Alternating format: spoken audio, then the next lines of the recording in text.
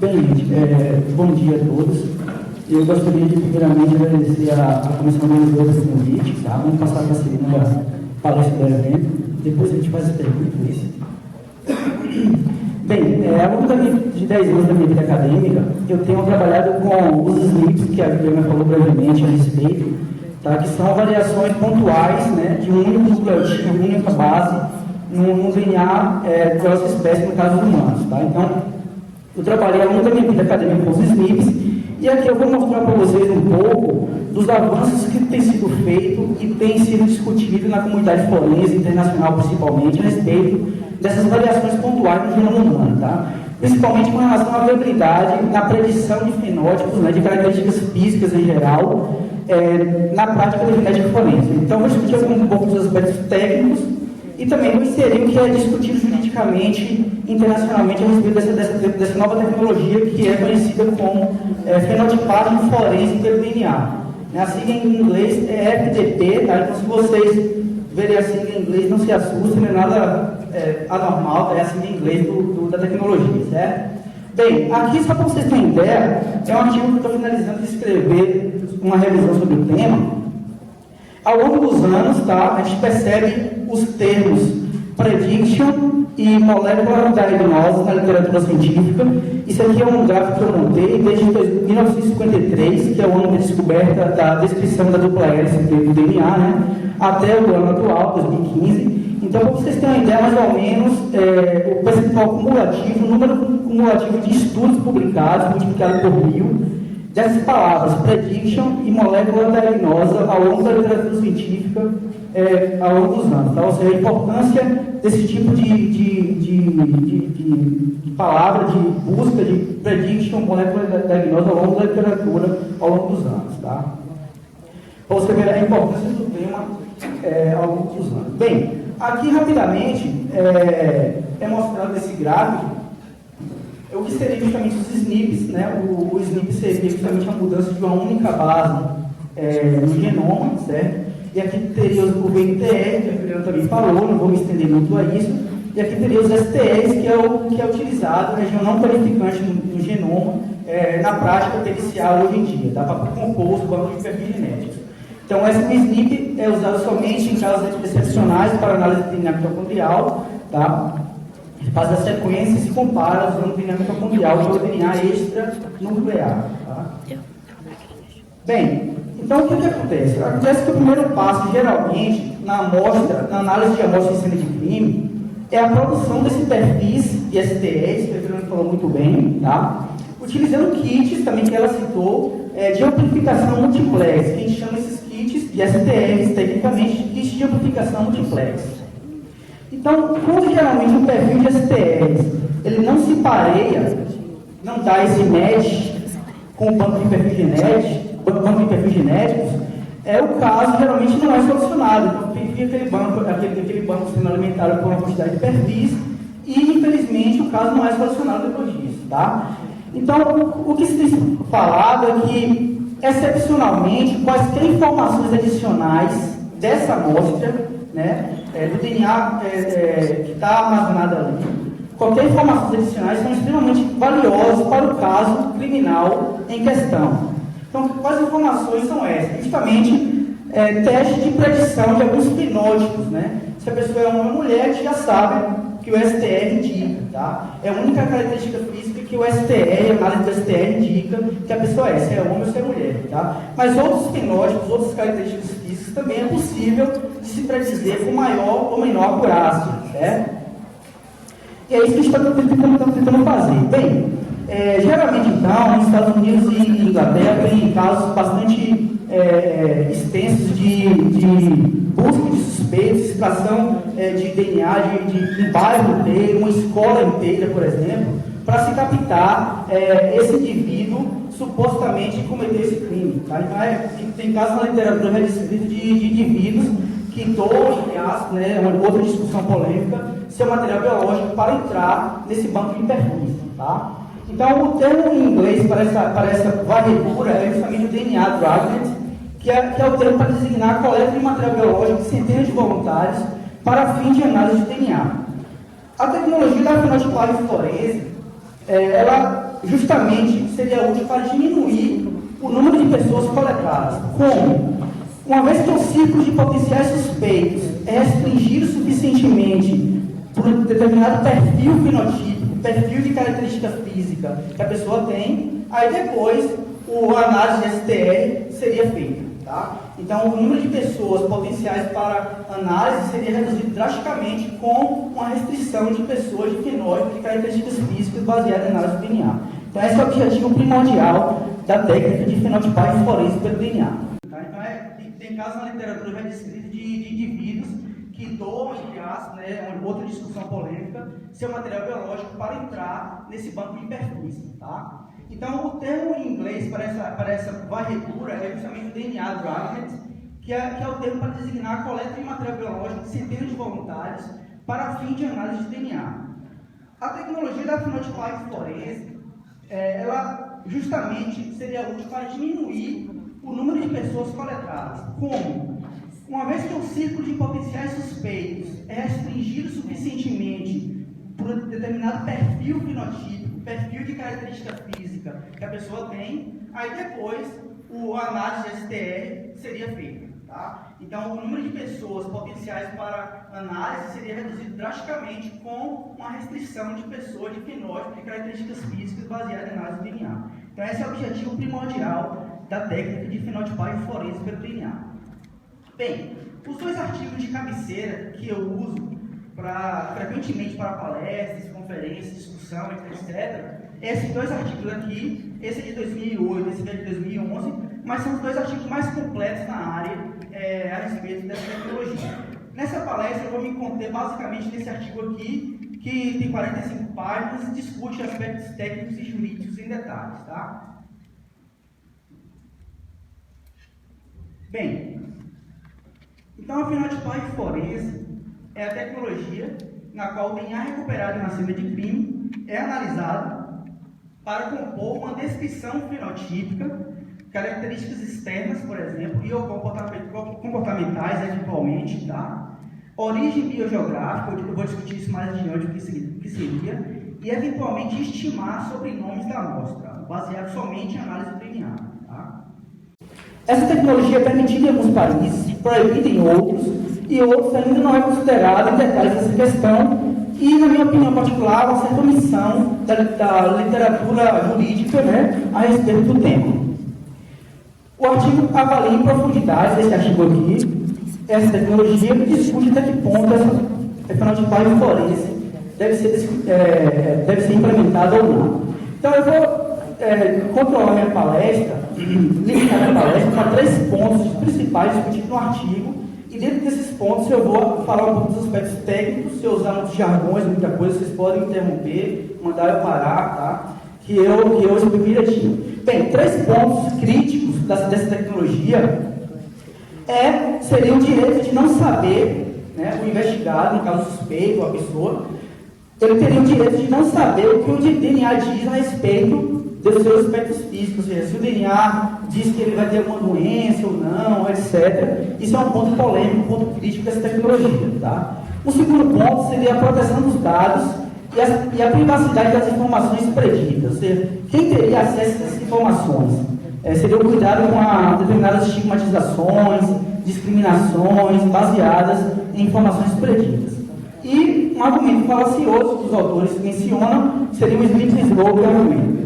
Bem, isso aqui eu vou falar em detalhes agora, para vocês entenderem mais ou menos o que seriam esses argumentos críticos.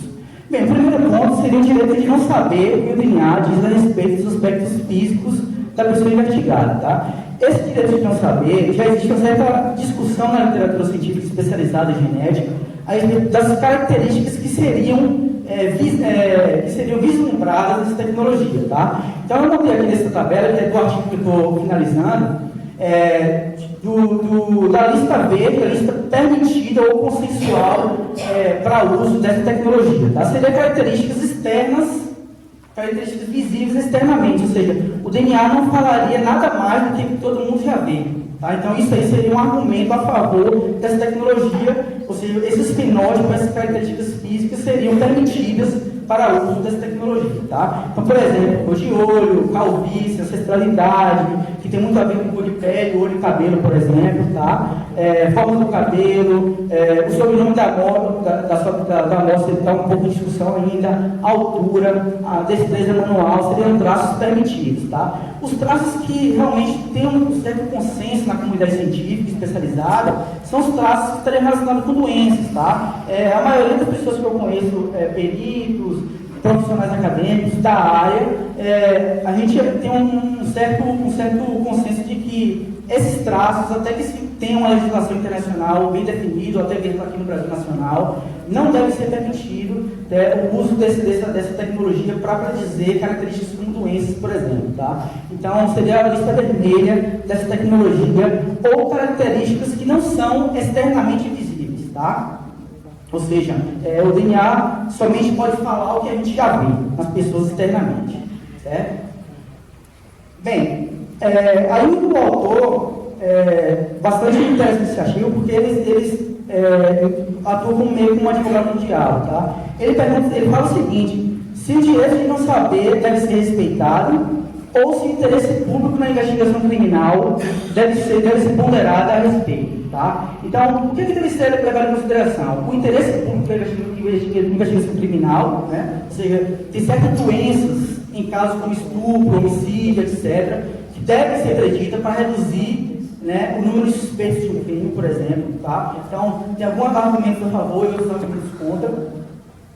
Então, tem alguns casos que eles discutem a respeito desse assunto aí. Então, a fenotipagem forense para esses traços, por exemplo, o que os autores são favoráveis transtornos ou enfermidades que têm uma cura, né?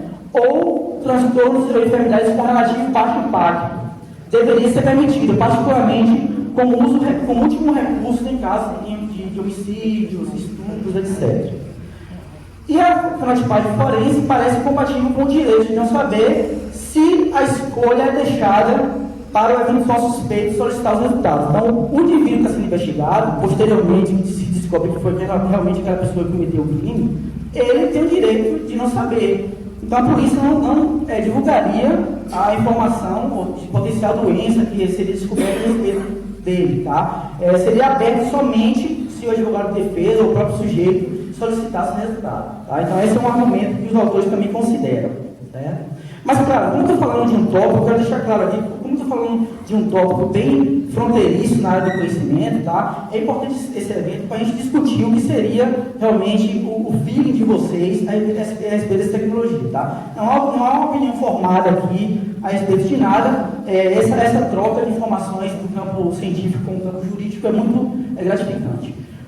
Bem, eu vou ter aqui um tópico, um adendo a esse tópico 1 aí, que é um pouco de leitura técnica a respeito do tema. Então, aqui existe já quais os fenótipos que são preditos ou que são mais fáceis de predizer, digamos assim, em alguns países, né, que já está sendo feito em alguns países. Então, aqui, por exemplo, a gente vê nesse mapa as prováveis rotas de dispersão humana no planeta Terra ao longo do tempo evolutivo da nossa espécie, né? Então, a partir dessas informações, certas expressões seletivas ambientais foram deixando marcas no nosso genoma, né? Marcas genéticas, tipo mutações que foram produzidas, etc. E essas mutações são facilmente detectáveis quando a gente analisa o DNA humano, e detectáveis de tal forma, quando a gente vê uma amostra, por exemplo, de brasileiro qualquer, ou de qualquer indivíduo de qualquer parte do mundo, a gente pode dizer mais ou menos quanto por cento ele teria, baseado na história demográfica brasileira, nesse caso, nesse exemplo aqui, né? Quanto por cento um brasileiro específico teria de ancestralidade africana, ameríndia e europeia. Então, se, por exemplo, o indivíduo for 100% de ancestralidade africana, a gente mais ou menos correlaciona isso com as informações de característica física. O indivíduo provavelmente é negro, cabelo escuro, olho escuro, etc. Tá? Existe uma correlação muito alta entre a ancestralidade e a característica física da pessoa. Então, isso foi a primeira coisa feita e estudada na genética de populações, que é potencial de uso para a genética forense, tá? Então, um desses marcadores, tá, que aqui está em letras, mas seriam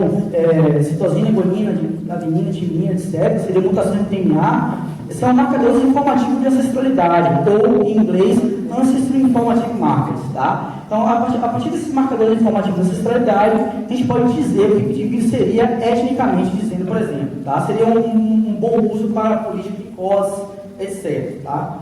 Uma forma mais objetiva de fazer esse tipo de análise. Bem, e aqui como exemplo, são exemplos práticos, né? Aqui tem um mapa mundi e de frequências de determinadas mutações no genoma ao longo do globo, tá? A gente observa aqui que tem cores diferentes indicam frequências diferentes de determinadas mutações ao longo do planeta. E aqui, nesse site aqui, a gente observa que a gente bota lá o nome do SNP, tá? O nome técnico do SNP, e ele aparece, né, o mapa mundi com as frequências desses alelos para a gente potencialmente analisar nessa prática aí, tá? Isso basicamente, gente, isso é feito em fim de pesquisa hoje e também muitas empresas já fazem, tá? Em teste direto ao consumidor. Se a pessoa quiser saber quantos por cento ele tem de ancestralidade, né? A gente sabe, por exemplo, que no Rio Grande do Sul tem maior quantidade de ancestralidade alemã e italiana, tá? A gente sabe disso. Mas em outras regiões a gente não sabe quantos por cento de ancestralidade africana, europeia, ameríndia, enfim, a pessoa tem. Então, às vezes a pessoa quer saber, manda seu DNA para um teste direto ao consumidor, para uma empresa especializada, e ele te dá essa informação depois de analisar o seu DNA, tá? Bem, isso foi lançado um livro com essa tecnologia em 2008, tá? Que é o nome Molecular Photofitting, que é um livro que ele descreve alguns casos relacionados com essa tecnologia, tá? Em 2007, por exemplo, nos Estados Unidos, essa tecnologia de ancestralidade foi utilizada para indicar, ou na verdade, indicou o que uma amostra seria, na verdade, baseada em sua informação étnica. A testemunha indicou que ele seria branco, que o suspeito seria branco, e depois, com a análise do DNA, observou que o indivíduo era negro, baseado justamente em teste genético. E depois fez a análise, a busca desse suspeito, e verificou, localizou esse suspeito, e depois ele confessou o crime, enfim. Tá? É um caso que logrou êxito com esse tipo de análise.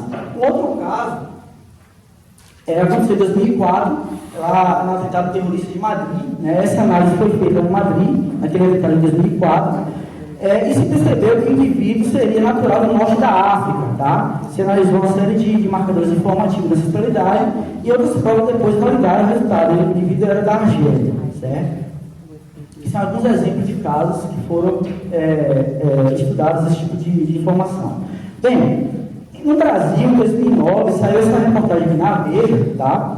O DNA como testemunho, que é uma pesquisa feita lá na Universidade de Pensilvânia, nos Estados Unidos, a respeito da estimativa genética, né, da face da pessoa, ou seja, a altura da face, a largura da face, largura e tamanho do nariz, altura e formato dos lábios. Ou seja, quanto específico, melhor a análise ela seria. Tá? Então, aqui esses pesquisadores investigam justamente o quanto que o DNA pode predizer essas características da face aqui. Certo? Seria em vez de retrato molecular, retrato falado, seria um retrato molecular. Tá?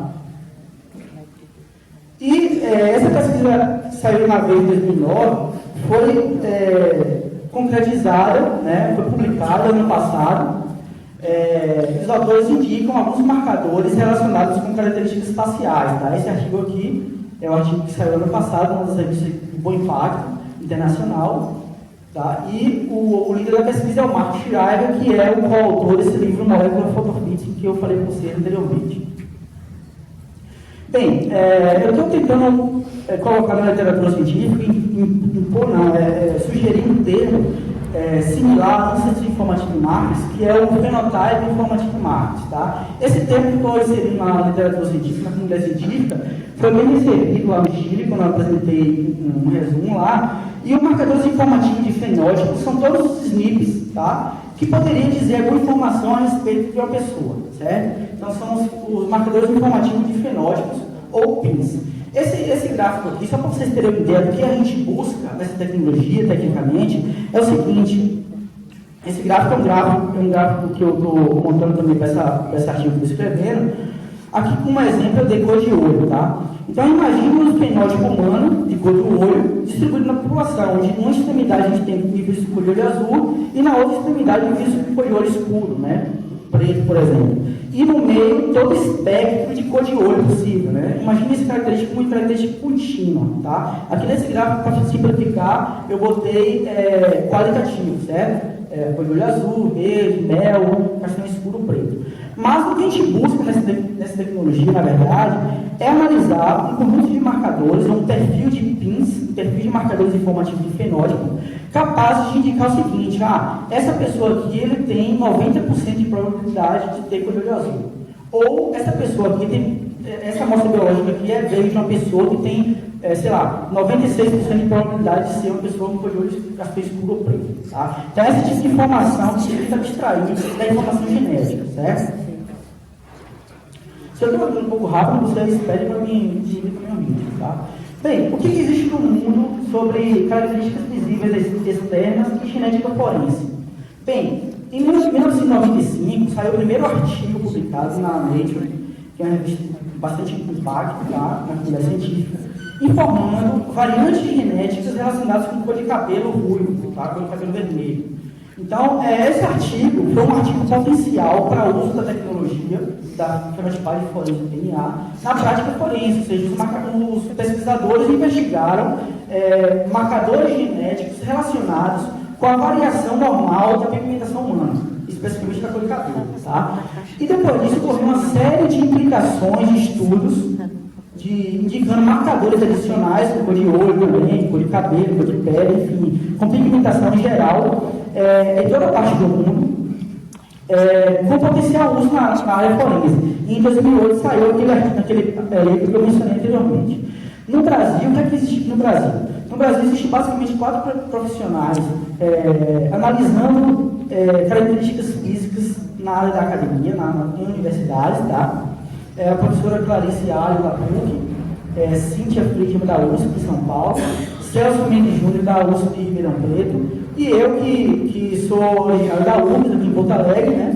Mas estou trabalhando lá na Argentina, no consórcio internacional, no desenho de um chip de DNA que permita predizer fenótipos humanos pelo DNA. Tá? Então, a gente está encaminhando para a patente esse chip, esse método, tá?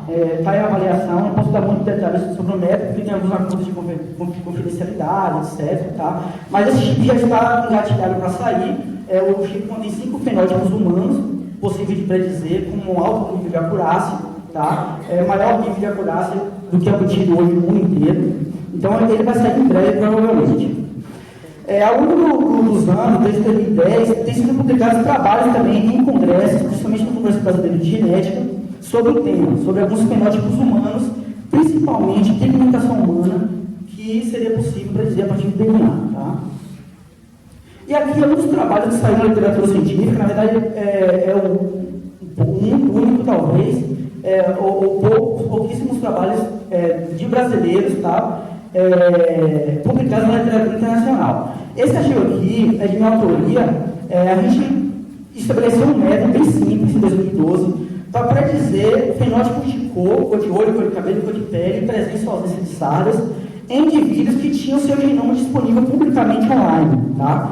Quem seriam esses indivíduos? Esses indivíduos são pessoas renomadas e conhecidas na pesquisa. Tá? Por exemplo, o James Watts, que é o profissional que descobriu lá a dupla hélice do DNA, que descreveu. Né? Tem o Craig Venter, que é o rapaz que participou lá do sequenciamento de humano, e tem o Neandertal, que todo mundo conhece, é um homem extinto, tá? Assim como outras pessoas anônimas. Então a gente estabeleceu o perfil fenotípico dessas pessoas e depois comparou com a foto disponível, como vocês estão vendo, ou comparou com a população a que o indivíduo pertence. Tá? Então a gente pegou 346 variantes genéticas, contou essas variantes em determinada característica física, tá? Então o número absoluto dessas variantes presentes indicava justamente a característica de pigmentação que o indivíduo teria. Então, por exemplo, temos o Watts, que tem claramente aqui um olho azul, ele tem, dos 346 marcadores analisados, ele tem mais marcadores com cor de olho azul e nenhum marcadores com cor de olho não azul. Então, isso indicaria que ele teria cor de olho azul. Tá? Então, a confiabilidade dessa predição não é elevada para a prática forense, quero deixar bem claro aqui. Isso aqui está somente na área da pesquisa ainda. Mas os marcadores de genética realmente podem indicar fenótipos humanos tranquilamente. Tá? E no futuro próximo a gente vai conseguir alcançar uma acurácia bastante elevada. Bem, aqui seria justamente esse banco de dados que eu informei para vocês anteriormente. Não vou ficar me abrindo muito aqui nesse banco, porque é relativamente complexo, tá? Então, é online, tem o DNA lá disponível em todo mundo, certo? E aqui tem o genótipo do James Watson, estão vendo aqui embaixo, que ele seria um heterozigoto para o marcador, né? O Greg Venter e de outros profissionais, de outros pesquisadores e outras pessoas também, tá? Essa é a maneira como a gente extrai essa informação do que o indivíduo tem no DNA. Bem, então essa pesquisa, esse trabalho, teve uma imensa repercussão nacional e internacional quando ele foi publicado, tá? Principalmente com relação ao Neandertal. O Neandertal é um menino extinto, tá? Mas ninguém sabe a característica física dele até então. Ou seja, por que isso é importante? Porque, por exemplo, quando a gente vai no museu, a gente vê lá Neandertais, vê hominídeos, vê macacos, vê outras espécies já extintas e não sabe nada a respeito da espécie. Então, os museus, eles se interessam por essa tecnologia para colocar lá um retrato, uma figura mais fielmente possível com a característica física que o animal, ou espécie, ou o ser humano teria. Tá? Então, em 2007, na Science, foi publicado um artigo estimando que o Neandertal teria olhos verdes e uma cor de pele um pouco mais clara. Mas nesse artigo a gente mostrou que o Neandertal tem cor de pele, olho e cabelo mais escura e tem também um indivíduo Neandertal que teria potencialmente cabelo ruivo, tá? Ou seja, ele indica que as populações neandertais extintas têm variabilidade fenotípica de cor, tal como os humanos atuais. Tá? Então esse artigo teve bastante repercussão porque a gente sugeriu isso. E depois, o artigo foi publicado, foi depois, a gente deu uma entrevista com a FAPESP, para o órgão de divulgação científica da própria Science, depois. Outro artigo depois que saiu a respeito de outro hominídeo demissor, corroborou nossos dados, citou nosso trabalho lá na Science. Depois, outro trabalho da Nature citou também nosso trabalho. Tá? Então, esse trabalho teve uma boa repercussão internacional. Entretanto, o que há de mais recente, inclusive na aplicação prática dessa tecnologia da fenotipagem forense, o que tem de mais prático nessa tecnologia é esse artigo que saiu aqui em 2011, né, que é um grupo lá da Holanda, tá? Então eu vou passar um pouco mais rápido, só tem 2 minutos, eu tenho algumas coisas para falar para vocês ainda. Esse artigo aqui, gente, ele sugere a predição de cor de olho e cabelo com até 92% de acurácia, tá? Então ele disponibiliza lá no Excel uma tabela onde você coloca o genótipo da pessoa. E depois que você coloca o genótipo da pessoa, ele te dá uma probabilidade do que a pessoa seria de cor de olho e cor de cabelo, tá? Essa ferramenta aqui já está um pouco desatualizada, então os autores disponibilizaram online, tá? Uma interface mais atual, tá? Com informações mais atuais. E é possível também a gente predizer com genótipos parciais, tá? Esse aqui seria o site dessa tecnologia aqui. Tá? A gente pode só o genótipo lá, se vocês quiserem testar depois, em casa, podem ficar à vontade. E em 2013 foi publicado o primeiro tudo em uma ferramenta de diagnóstico usando esse Irisplex, esse Hirisplex, que é uma ferramenta para predizir cor de olho pelo cabelo, bem como o nível de parentesco entre duas amostras de DNA, sexo e origem geográfica, seria um marcador informativo de ancestralidade. Bem, então, a ideia geral é estabelecer um relato mais específico possível do suspeito usando análise do DNA. Esse aqui é um exemplo que os autores dão. Um indivíduo masculino caucasiano de origem escandinava, provavelmente com cabelos ruivos, sardas na pele, olhos verdes, canhoto, estrutura acima da média para essa população e provavelmente fumante. Ou seja, é um relato bastante específico para a autoridade policial buscar determinados suspeitos. Tá? Bem, o que essa tecnologia é discutida melhor do mundo, tá? Na Holanda, esse pesquisador, esse artigo que eu citei, é de profissionais da Holanda. Então, a Holanda é o país mais desenvolvido nessa tecnologia, inclusive na parte do direito, tá? Então, esse explicitamente permite o uso da fenotipagem forense desde 2003, tá? Então, tem bastante tempo, 12 anos já. Então, lá se faz predição de ancestralidade genética, por exemplo, do indivíduo. Lá se faz também estimativa de cor de cabelo, tá?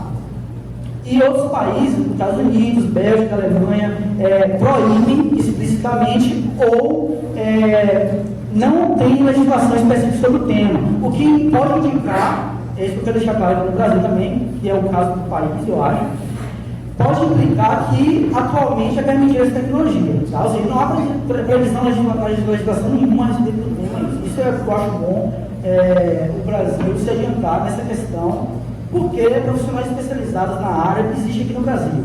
E eu, particularmente, pretendo deixar essa tecnologia à disposição da segurança pública em algum momento.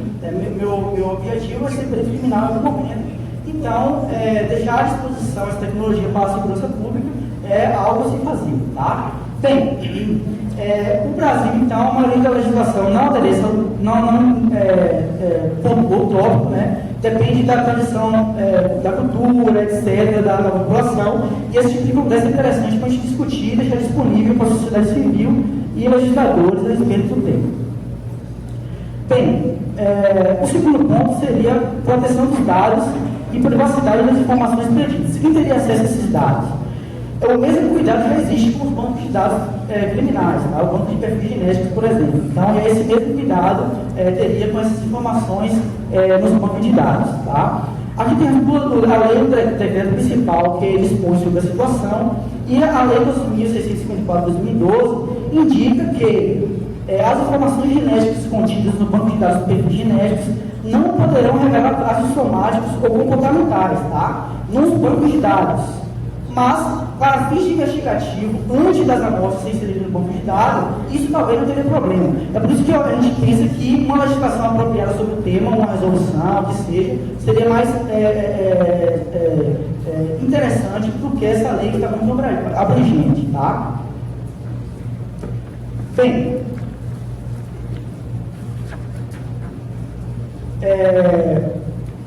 os autores sugerem também que em casos de enfermidades diversas, por exemplo, enfermidades tardias e graves, ou estimativas de sobrenomes ou ancestralidade, uma precaução é requerida e o sigilo deve ser mantido dessas informações se o país usa essas informações na predição. Tá? Com a finalidade principalmente de prejudicar terceiros, né? Porque a gente sabe que se o indivíduo tem, provavelmente um familiar dele também tem a predisposição a alguma doença específica. Então, esse tipo de informação deveria ser restrita. E os autores mencionam que a tecnologia da final de página é útil principalmente para propósitos táticos intrínsecos à investigação e deve ser usada apenas como indício, né? Visto que não é incriminatório e nem absolutório, porque a característica é probabilística, não é determinística. Dizer que tem 90% de probabilidade de ter alguma característica, quer dizer que ele vai ter a característica. É só para direcionar um pouco a investigação criminal. Tá? Esse seria o propósito da tecnologia.